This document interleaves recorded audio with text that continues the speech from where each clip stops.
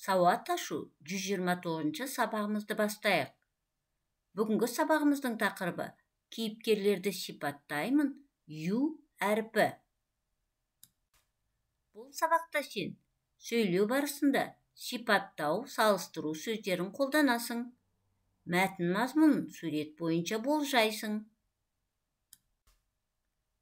Ойлан тап. Жиюда бар, шашуда жоқ. Оюда бар, кестеде жоқ. Балалар, бұл қандай әріп деп ойлайсыңдар? Жию деген сөзде бар, шашу деген сөзде жоқ. Ою деген сөзде бар, кесте деген сөзде жоқ.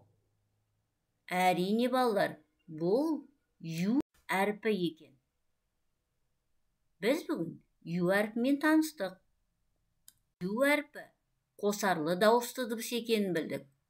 Ол қысқа и мен у дыбыстарының қосарлануынан жасалған.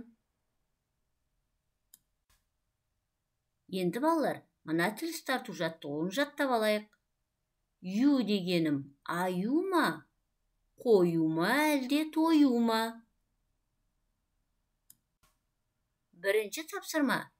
Өлеңді жатқа айт. Жақсы көрем.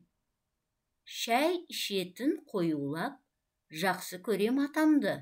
Сырмақ сырған оюлап, жақсы көрем әжемді.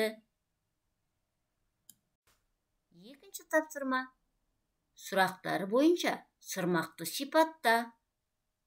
Сырмақты кімдер жасайды? Сырмақ неден жасалады? Сырмаққа не салынады? Осы сұрақтарға жауап беру арқылы балалар сырмақты сипаттап көрейік. Үшінші тапсырма. Көп нүктенің орнына төмендегі керекті сөздерді қой. Әлия не ойды? Фарида қандай айран ұйытты? Сүтті ыдысқа не істеу керек?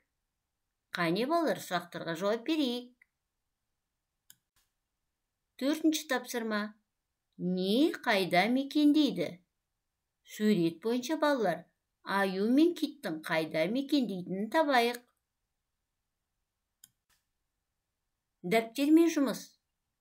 Бағанағы үшінші тапсырмадағы көп нүктенің орнына біз керекті сөздерді қойып оқыдық. Сол сөздерді қойып, сөйлемдерді әдемі көшіріп жазайық. Жарайсыңдар балалар, іске сәт.